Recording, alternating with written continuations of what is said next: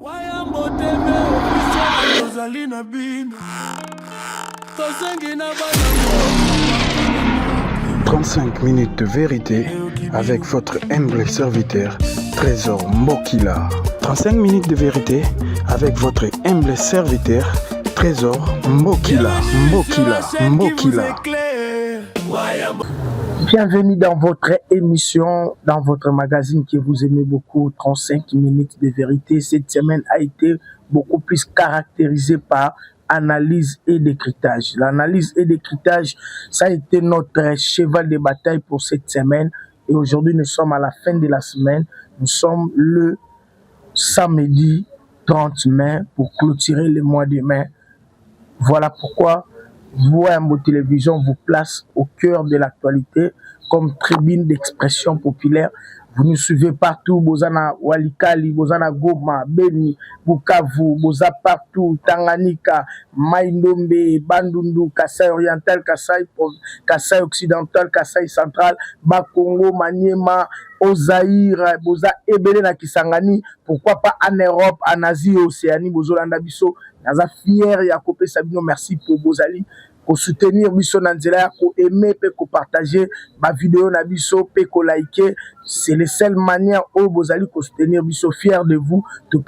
Merci pour cet accompagnement. Bozolanda biso nanzela oya, bozolanda biso na primature, bozolanda biso na ministère de l'Intérieur, bozolanda biso na ministère à défense, cyberdéfense, conseil de sécurité, conseil national de haute zobenga et à cyberdéfense, to pessimino merci CNS, conseil national de sécurité, vraiment boza ebele bozo kolanda biso, to pessimino merci et surtout na ba conseil pe ba soutien na bino ezo sala biso bien. Voilà pourquoi pour clôturer la semaine en beauté, Voyambo Télévision à travers votre magazine que vous aimez beaucoup, 35 minutes de vérité, vous place au cœur de l'actualité. L'actualité qu'on va faire ici, c'est décryptage et analyse et décryptage avec monitoring de la semaine. Pourquoi monitoring de la semaine? Nous devons expliquer comment ça a été la semaine politique de notre pays et pourquoi pas la vie sociale des peuples congolais. On va nous en parler. Lelo, na Katia, émission Nabino. 35 minutes de vérité. 35 minutes de vérité, tout ça, la monitoring de la semaine. L'actualité était dominée par la rigueur du chef de l'État pour les travaux d'assainissement du grand marché Zando et les grands acteurs pour l'accès libre de ces grands travaux. Et actuellement, les travaux avancent au pas des géants, vu la rigueur et la recommandation du chef de l'État. Donc, tu sais bien que samedi, Tata Mokonzi Ekolo a salaki inspection des travaux. Bon, on a 4 inspections des travaux, ils ont na grand marché. Il y a Zando, Otobengi, Zando Mounene, Atalaki Nengene, Sengelaki Zando, dans quelques jours, tôt dans les jours à venir, et Sengeli et Fongwama. Tata Mokonzi Ekolo atalaki misala mais azalaki satisfait na qualité ya misala o ezalaki présenté précisément na nzela ya assainissement pe l'accès facile na kati ya grand marché o etongami pour na intérêt ya peuple congolais et pour na kotia ba maman na biso na ba condition malamu parce que capacité d'accueil ya grand marché ezali plus ou moins 50 000 places o esengeli ezala wana pour na koyambaka peuple congolais na otali occupation na yango il aider l'environnement nango faisait l'environnement moko sain faisait l'environnement moko propre oyo ko sala pe fierté avec beauté ya mboka na biso Congo et l'aider à telemela ki pe likambo ya ba marché pirate ba marché oyo ezali tout au long aux alentours il y a ba grands acteurs qui donnent l'accès libre ya grand marché Zando chef ACP l'a quitté et là-bas nous avons vu aussi le gouvernorat provincial, il y a vu la Kinshasa, à l'occurrence, il y a gouverneur Daniel Bumba et ses acolytes, Otozali Kobenga, ministres provinciaux, surtout il y a ITPRP, il y a environnement, Bazala qui de l'arrache-pied pour Nakoluka, pour assainir ma grands acteurs, Wana Commerce, Tozu Wakadingi, Tozu Aveni, Plateau Bokassa, et ainsi que presque Kasavubu Wakading, pour donner les rayonnements, il y a Zando et Zalandenge chef Alingela qui parce qu'il y a eu des moyens au Ibimaki et il y a aussi un problème de collecteurs d'eau au Ezala qui peut éviter Basali Angote et bazangi te kolandela pe ko refaire misala yango biso tolinga to sala monitoring nango ndenge toli to bana mukuse ezali ke ba travaux wana eza ko avancer au pas de géant vraiment ezokende malamu et tokozanga te kopesa pe quelques images botala ndenge bazali kobongisa vraiment pe accès komi libre bandeko balikaki kuna bamonaki ndenge nini accès komi libre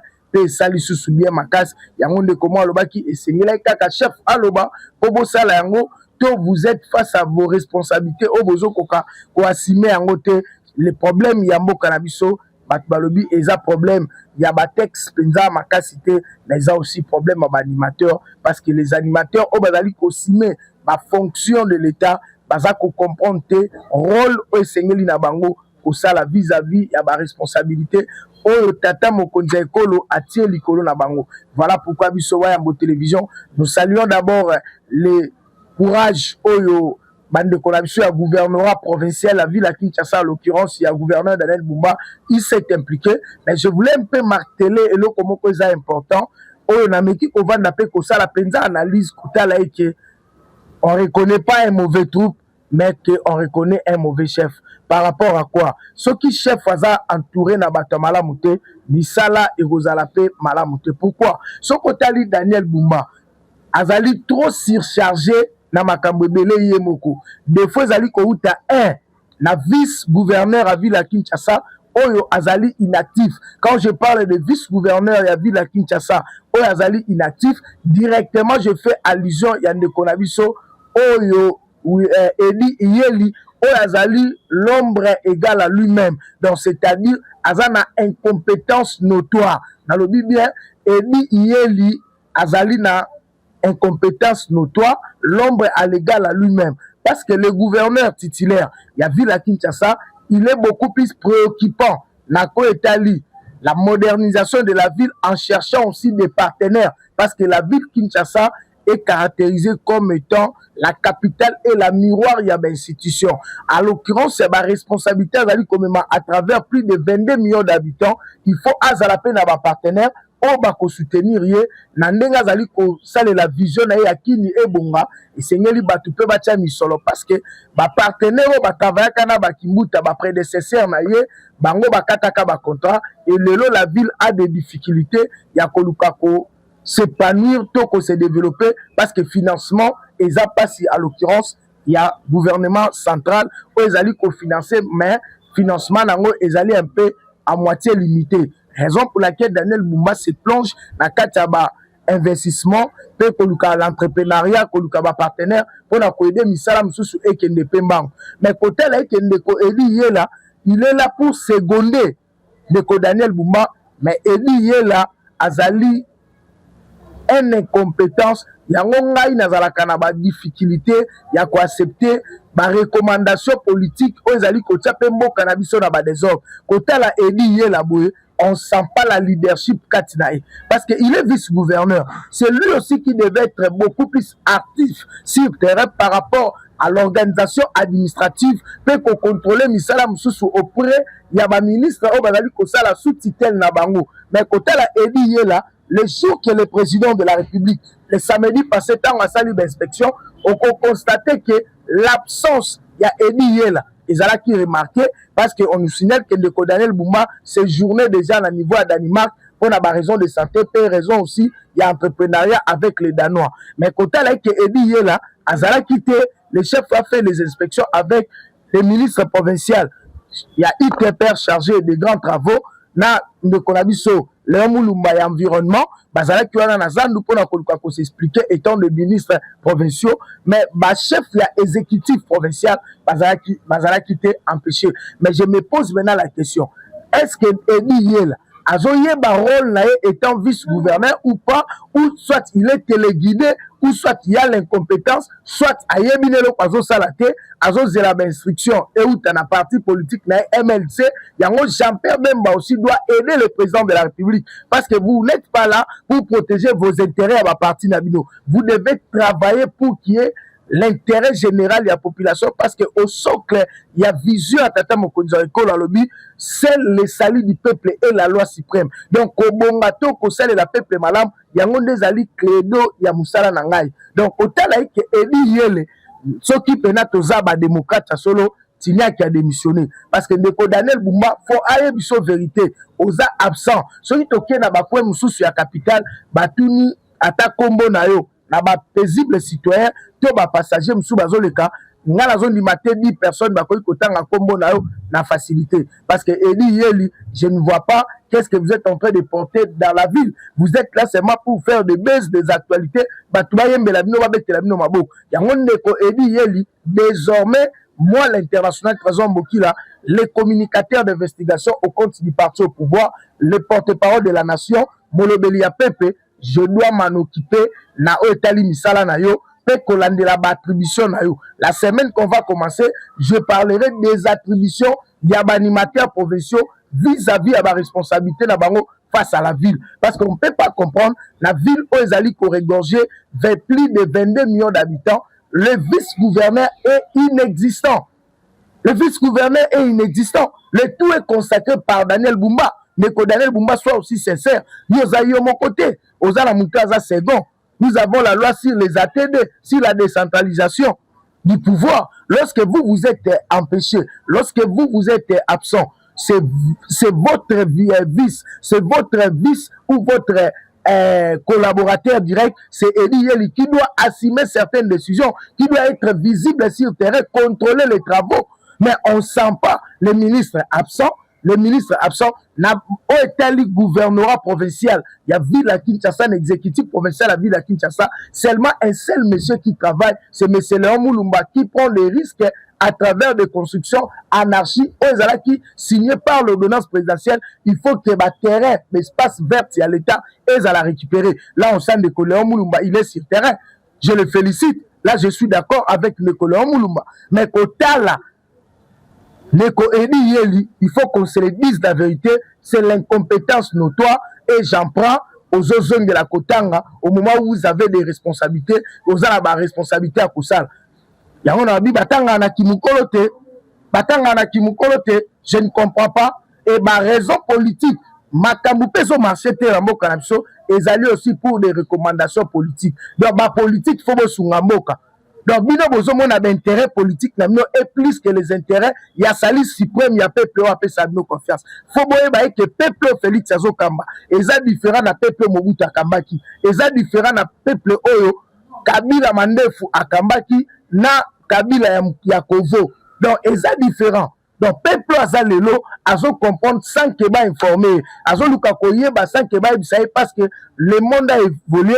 Nous sommes à la 5e vitesse. Il y a la technologie à travers le 5G et l'intelligence artificielle. Donc, Makamweza a déjà développé. Nous sommes dans le temps moderne. Et ça, il faut bien comprendre. Vous n'aurez plus les tâches fâchées. Il y a pour ça la Makambu. Si ce n'était pas le cas avec l'époque où le cas. Époque où le peuple est trop exigeant. L'époque où le peuple est trop éveillé parce qu'il y a ce qu'on appelle le développement. Donc, le moins sous-développement, maintenant nous sommes en voie du développement. Et dans la voie du développement, les gens doivent comprendre sérieusement que vous devez travailler pour l'intérêt du peuple. Lorsque vous êtes aux affaires de l'État, vous n'êtes pas pour vos intérêts. Vous n'êtes pas devant vos intérêts. Messieurs et dames, fidèles téléspectateurs, honorables députés, membres, ministres de notre pays, à vos titres et qualités respectifs, travaillons pour l'intérêt du peuple. La qui sait de quoi vous êtes capable. Parce que Ezaka Kayote, Oza spécial congolais, Ezaka Kayote, Ozali congolais à Koleka. Il y a des Congolais comme toi, on peut avoir la réflexion, voire même Koleka, parce que Yosu Kaka opportunité, Ozu chance, ya Kozalawana. Et le but est que l'équipe a Bazali Banda, vous devez travailler, faites-vous entouré par de bonnes personnes. Aujourd'hui, je félicite Neko Doudou Fouambalikunde Libotaï. Il est entouré par de bonnes personnes. Ce qu'on suit Moutuloko la Neko Yannick Issas. Oazali chef, il y a des caissements, peut suivi à paix, il y a des fonctionnaires de l'État. Au commun, c'est un technocrate, Oazali doué na connaissance, puis Azali na amour de la patrie, il travaille sans pourtant prendre des injonctions en respectant les lignes de conduite. Il y a Moussa le PSML selon la juridiction, Oazali ko contrôler. Mais côté là, Edi Yeli, c'est vraiment l'ombre à l'égal à lui-même. Je ne suis pas d'accord avec Edi Yeli. Edi Yeli est un incompétent, inexistant. Na kati ya travaux, ya ville à Kinshasa, il n'emporte rien pour la population. Moi, je pense que Luka Kobenga conseille la population de là, et ça bien, nous aussi pour la population ya Ngiri, et ça la population à Kinshasa Mombate, parce que ce qu'on est na Tchangou, on ne sent pas votre engagement. Moi, je suis de Tchangou, je suis né aussi à Lukunga, et je connais comment les histoires fonctionnent. Ceux qui ont là, Obima Ngiri, Orobunda, pour ça, il y a vraiment là, pour obattre l'électorat nayo. Mais le Congo n'appartient pas à Ngiri. Le Kinshasa n'est pas seulement Ngirngir. Le Kinshasa compte 24 communes, pardon. Kinshasa compte 24 communes. Et tous ces communes doivent être réunies. L'éclairage n'a accès libre avec de vraies infrastructures. Il ne faut pas travailler seulement d'un seul coin. On ne comprend pas Edi Yeli. Ozosa Moussalani Edi Yeli. Neko Daniel Bumba, il faut que vous la clairement Edi Yeli. Moi, je ne comprends pas votre collaboration n'est pas directe, n'est pas verticale. Et ça, collaboration en ligne brisée. Parce qu'on comprend. Paul Alobi n'a biso, le plus grand lecteur de la Bible Alobi, si la nature ne vous enseigne pas ces choses. Donc, ce hôtel a mis sous balai et dit Yeli, ma papa na ma papa. Donc, bien, moi, l'international, Trésor Mbokila, les communicateurs d'investigation, Molobeli à population, Oazali Kosala Moussala, na patriotisme, je dois m'engager pour la attribution et voir si vous êtes dans la logique de tes attributions. Ce que je suis battu, jetons l'éponge. Boaka, la démission aussi fait partie de la démocratie. Donc on ne comprend pas. Bozo Salango, on a la famille politique, le pays n'appartient pas à MLC. Le pays n'est pas dans vos histoires là, il y a un parti politique. Parce que le peuple a souffert, à un parti politique, mais le peuple a appelé ça qui vient confiance. Le peuple a appelé ça qui vient voix. On n'est pas compté avec vous. On n'est pas compté avec vous. Au Tikeli Bumba, ma responsabilité, Makamusu, Bazali, Kotia, Likolo, Bumba, on sent pas qu'il est bien entouré. Il n'est pas bien entouré. Ozo aider, titulaire, et Ndeko Daniel Bumba, beau partager ma responsabilité. Dans le beau partager ma responsabilité. Ceux qui chef facilité, mais les lots, Bokaseninago, Fongwamate, mais les lots, nenge tozo betali solo presque à savoir accès ko za la liberté tala accès nenge komi libre mutakoti pe na mutu karabo kasabini wakadingi nenge zalaki avec l'époque à l'époque et à côté wakadingi à rouler librement. C'est ça ce que nous on veut. L'embouteillage peut être là mais c'est pas presque chaque jour.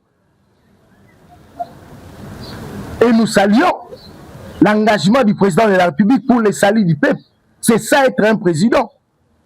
Et vous aussi, animateur, acolyte, chef de l'État, vous avez eu des responsabilités. Seulement quand vous voyez Mbelabino, Babokabino, Bamabanga, et Simbate, la révolution est venue d'un seul homme, Bissoto Kolobati, Bokoyoka, Soko Salibia Tobeta Mabo. Boumba aussi a ses erreurs, mais on comprend qu'il n'est pas bien entouré. Exécutif provincial, Ezo Sungaïté. Dans 4 exécutifs provinciaux, partant les 18 animateurs, et exécutif national, et exécutif provincial, pardon, à Ville à Kinshasa, il n'y a qu'un seul acteur, Oazako Bouye Mayo. Léon Moulumba, il est sur terrain en respectant le ligne de conduite, Yamoussa le Pessamelier.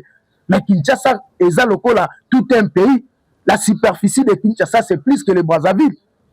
Kinshasa, 24 communes, plusieurs quartiers. Et combien de riz?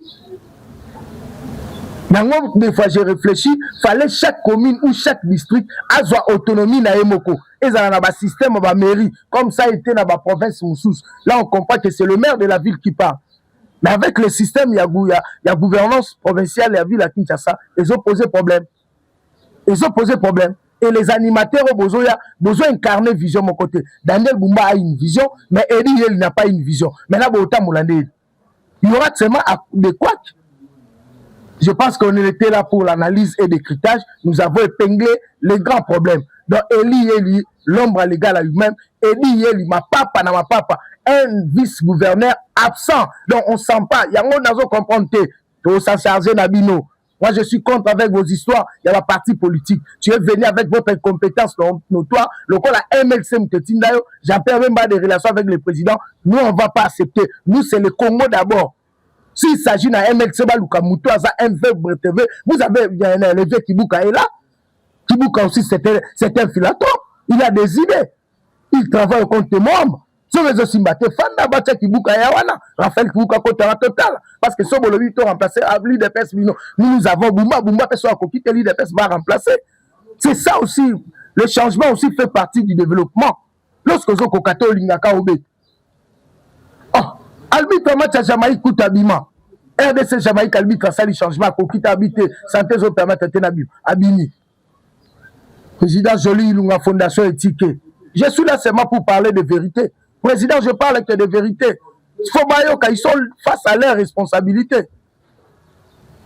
Messieurs et dames, fidèles téléspectateurs, vous connaîtrez la vérité et la vérité vous rendra libre. Dans 35 minutes de vérité avec analyse et décryptage, au bimate, et ça combat à cage, nainabino face aux réalités, face aux vérités.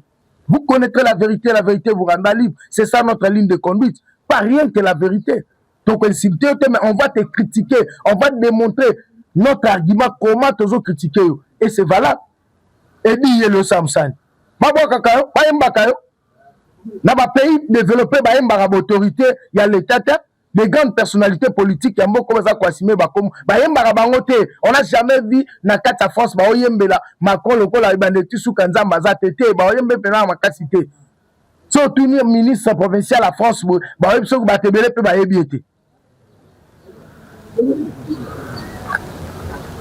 l'actualité reste aussi dominée par la validation de la loi portant conditions d'organisation des référendums en République démocratique du Congo. Kuna opposition zolela ma papa union sacrée na IDPS na majorité présidentielle ba idi bango makolo. Donc on ne fait pas la politique sans les renseignements. On ne fait pas la politique seulement pour parler. On fait la politique avec stratégie et idéologie, une vision précise. Et on a tout mis au Faïlou. Tension, ça va. Faïlou, tension, ça va. Vous voulez travailler seulement dans le trace de l'IDPS. Il y a Faïlou depuis que au Botama, au Salelaka, schéma IDPS, il y a Sanga, aux Obenga ville morte. Avec quel peuple vous avez incarné? La peuple a qu'on comprend n'engeni mokile sengele tambola. Peuple a yebi d'aba avantage n'a pas désavantage na ye. Yozo benga na ville morte pour l'intérêt politicien. Okutana qui na chef de l'État. Le peuple vous a même proposé de travailler avec le président de la République. Nous avons vu les amis en Europe, même en France, les amis à Parti Socialiste, à Parti Libéral, ils ont travaillé ensemble pour l'intérêt de la France. Lorsque les intérêts sont égaux, vous devez travailler pour la République. Yozo boyaba offre, mais nous luka oh yozo luko bate ti le lotikala na illusion, il y a président élu, mais nous avons déjà fait des mandats. Toujours que ne vers fin des mandats, yozo la président soit disant non le bara na 2018, aujourd'hui nous sommes en 2026 en allant vers 2027. Yozo ba président avec quelle illusion? Ne prends pas le peuple comme des cons, mais c'est failli. Jean-Marc Aboun, l'homme régale à lui-même. Donc un confusionniste, est-ce que quelqu'un peut se ridiculiser dans Marambozo Salasiko? Tu fais que des contradictoires. Vous travaillez pour Joseph Kabila. Aujourd'hui, de vos qui sont bien, c'est toi qui bloquais opposition auprès de Joseph Kabila pour dénoncer afin que tu aies la constitution. Là, c'est de vos qui sont. Ah, les réalités sont là. Je dis les réalités sont là. De vos qui qui est le secrétaire général de l'ECD, est en train de critiquer Denis Sessanga sur un plateau. Il y a mon télévision, mon canal. Et maintenant, aujourd'hui, Denis Sessanga devient un modèle. Batouni Denis Sessanga, votre démarche, tant vous allez qui n'a système, il y a 13 parlementaires vers la loi Lokondo, avec le feu Lokondo. Démarche, c'est juste pour changer la constitution. Aujourd'hui, Joseph Kabila vous a donné l'argent venant de Kingakati. Maintenant, vous parlez le contraire de ce que vous avez dit. Tant que vous avez dit, TV Makamoto, le Bezotikala. Donc, il les a modernisés. TV Radio, tant que devant la presse. On ne peut pas revenir encore dans Makamoto. Il y a Congo, il n'y a plus de politiciens. Dans Congo, les politiciens, à l'époque, les grands politiciens, c'est l'équipe. on ne comprend pas. C'est seul le président de la République qui incarne une vraie vision pour le Congo. Donc, on y a le bas qui le boboya qui le comme Boubissa. Pour l'intérêt personnel, na yo. Et Simbate, Moutaobima Ozalate, mercredi le 3 juin, la ville est calme. Le président Ardi Luka, il y a Asbel Fraternité, moi, la ville est calme. Donc, la ville est à la calme. Congolais a vagué librement dans l'occupation. Indo pakistanais, étrangers, à la calme, la police va vous protéger.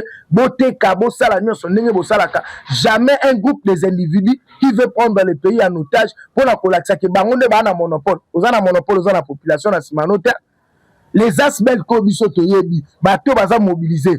Koleka même bino. Denis, c'est ça, ils ont la capacité de mobiliser à 2000 personnes. Jusqu'à présent, l'opposition n'a jamais mobilisé ne fût-ce qu'à 800 000 personnes ou à 8 000 personnes. Non, beaucoup de et aujourd'hui, on a battu la ville morte. Avec quelle stratégie? Avec quelle équipe stratégique que vous en avez dans le terrain? Vous comptez avec des voyous là? On maîtrise Bango. La police est là pour maîtriser. L'armée est là pour protéger l'intégrité territoriale. J'ai toujours dit, revendiquer est un droit, mais troubler l'ordre public, c'est une infraction. Avec votre système, il y a pour s'attaquer dans la police. On va vous maîtriser, comme dit l'un de vos acolytes. Vous êtes maîtrisable. Ces familles opposition, vous êtes maîtrisable. On va voir. Vous avez placé la température dans Katsabanzo Tonabino. Ce qui la ville reprend ses activités le 3, c'est qu'on doit changer la constitution. Ce qui peut s'imiter l'Union sacrée et C4 à Kabouya doivent revoir encore leur calcul stratégique. Mais je sais qu'avec la politique au Bango Batier, on est co-secrétaire général Augustin Kabouya IDPS a tient la place naé Nazoe Sabino opposant à Obimate. Parce que l'opposition travaille avec la société civile. Et quand on parle de la société civile, nous avons des mouvements activistes, des mouvements associatifs, y compris des confessions religieuses. Mais côté la Eboe, comment on a que les confessions religieuses, à travers les RC, l'église des réveils au Congo, avec d'autres confessions religieuses, deux jours après, ils vont descendre dans la rue pour parler des changements de la constitution, la marche de soutien. Moi, Sumboa et les Kilanga. Maintenant, l'opposition est en train de la société civile. Et le pouvoir reste là pour faire respecter que les lois de la République. Il y a que le tout est parti au niveau de l'Assemblée nationale. Là où Bino Bozalate joue l'opposition, vont comprendre que l'Assemblée nationale est Salamaka pour le pouvoir. Il faut que la majoritaire. C'est par là que les choses vont changer dans ce pays. L'erreur qui a commis Etienne Tshisekedi Wamulumba en 2011, tant à Boyaki, Bisoto travaillé, tant Joseph Favola qui l'élection. Et en 2006, tant à Boyaki, Bisoto participé à l'enrôlement à travers la loi référendum, il y a oui ou non, et ça là que PPRD a un avantage à Kota. Et en 2011, Kabila révisa la constitution. Et nous sommes passés d'une seule tour au lieu de place. Il y a 2 tours. L'histoire est là. Alors, bon, mais maman, les mêmes erreurs. Bobini, Boboïkoté, n'a pas Christian Mwandoku dans le Parlement. Tandis que vous allez, quand moi, Groupiski, là-bas, tu as 10 personnes. Bango, vous allez déjà plus de 200 personnes. Et la loi est l'équipe. Nous comprenons, c'est la loi de la majorité qui domine. Donc, il faut bosser là-bas, calculer ça exact. Pour travailler pour l'amour du Congo, il y a un autre président de la République. Lorsque tu as la constitution à Sika, il faut classe politique et la renouveler. Il faut qu'il y ait le renouvellement. Il y a classe politique qui a beaucoup de choses. Ça va beaucoup changer. Parce que ce sont des moboutistes, ce sont des kabylistes, ce sont des fatistes. Aujourd'hui, tu es comme à Soubanan. Ils ont travaillé avec les lumumbistes, les moboutistes, les kabylistes. Aujourd'hui, ils sont des séquelistes. Quelle transhumance politique est dans la classe politique à Mokrabso? Messieurs et dames, fidèles téléspectateurs, à mon télévision, tribune d'expression populaire, tous autres talissanabino, que méfiez-vous des hommes politiques à Mokrabso au bazar pour incarner vision mon côté. Aujourd'hui, l'IDPS démontre de quoi il est machine politique en République démocratique du Congo. La loi a été déjà validée. Ça fait partie de l'actualité de la semaine. et bientôt là c'est et continue à examen la commission à PAJ et commission à PAJ est gérée par le secrétaire permanent il y a une sacrée monsieur le professeur Andombata tala ndenge pouvoir au sakana bango tango ekende na seconde lecture na niveau ya Sénat c'est là-bas ça Malukone qui est le disciple de Kabouya. Kabouya l'avait rencontré lors il y a consultation il y a C4 avec des acteurs politiques pour lui faire placer étant l'un des piliers majeurs.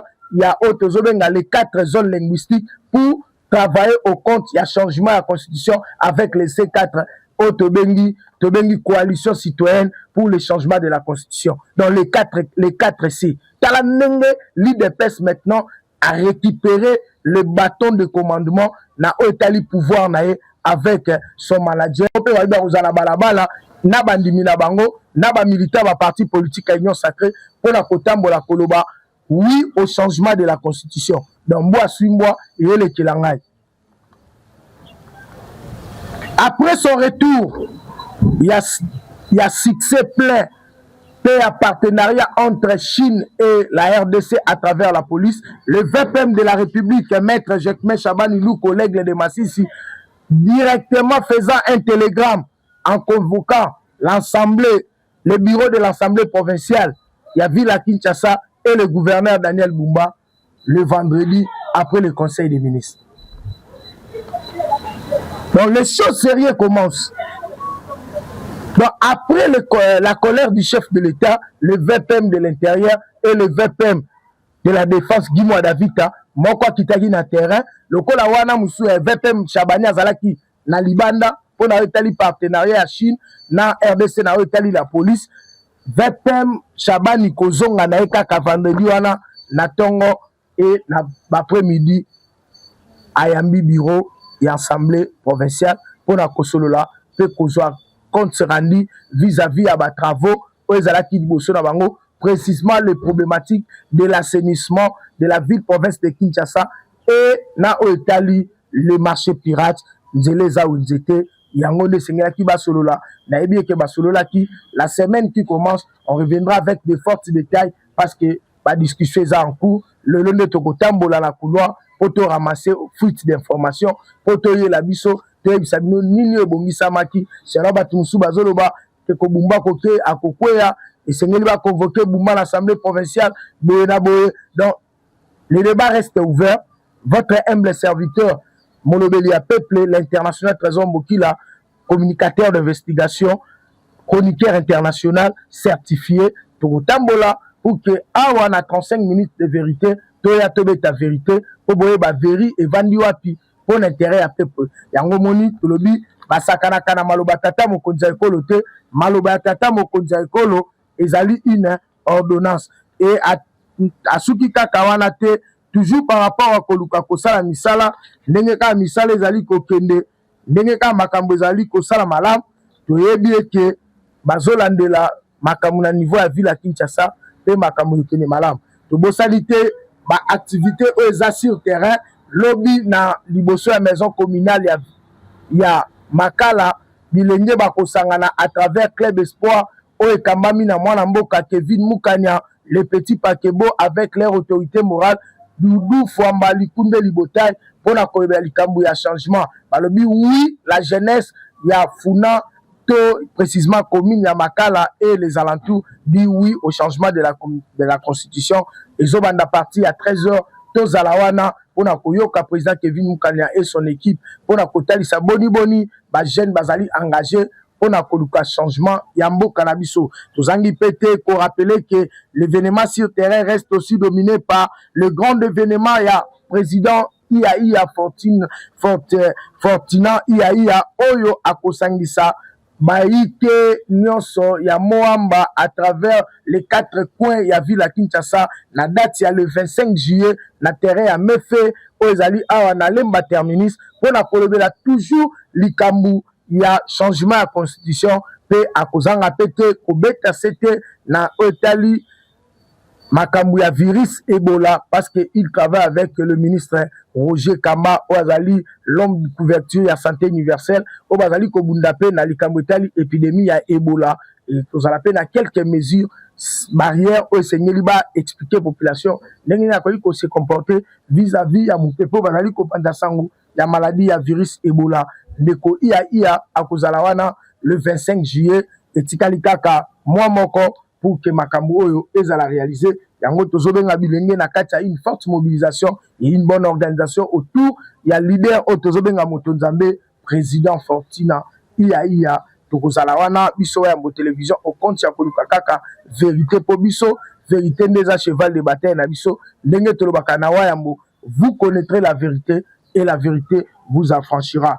Parlons maintenant pour clôturer et pour clore notre émission de l'Asbel Fraternité Moamba Bomoko ezali ko cartonner la visibilité à travers l'homme rempli d'humanisme et ambitieux, toujours dans le cadre ya ko accompagner les actions ya tata mokonza ekolo ndenge ka tozobeta lisolo président Arbi Lukangoy azali déterminé ya komema unité na kati ya Moamba alobi Moamba ezali district éducationnel ezali district oyo esika colline inspiré evandaka il fallait Moamba baloba langage moko pour lutter contre le banditisme urbain entre parenthèses kuluna pe pona ko soutenir ba jeune na ba mama na oyo tali entrepreneuriat pe ba femme to ba female na oyo tali microfinance pour le développement ya Moamba na bango yango yo oza elenge bientôt là ba ko lancer date ya sortie officielle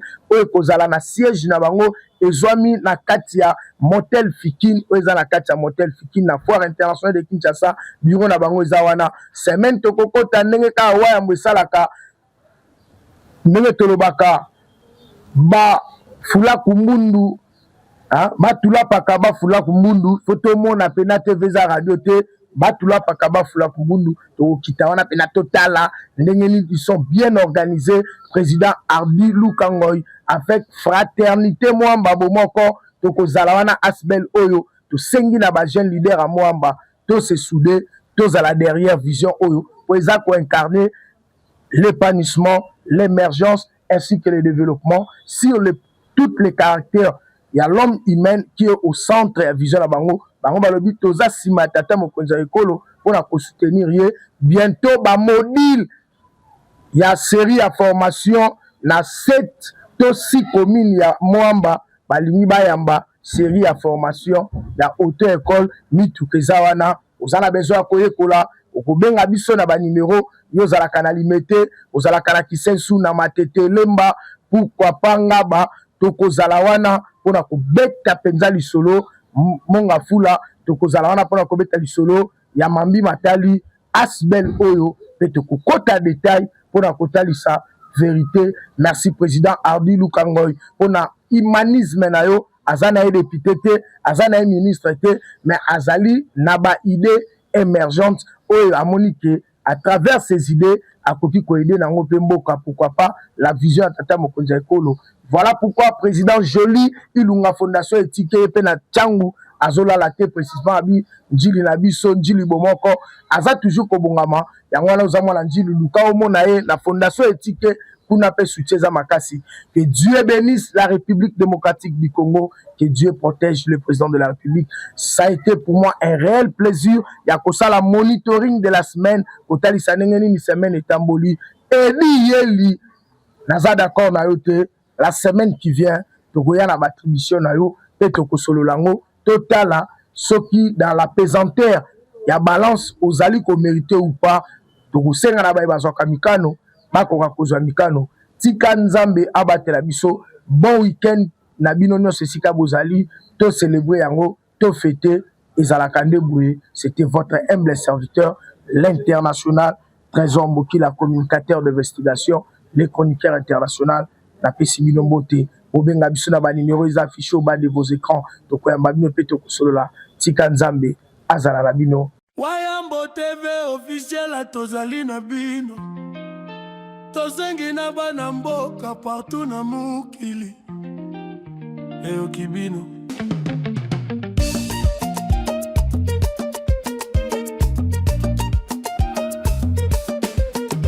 Bienvenue sur la chaîne qui vous éclaire Wayambo TV. Massivement tozali na bino. Wayambo TV officiel.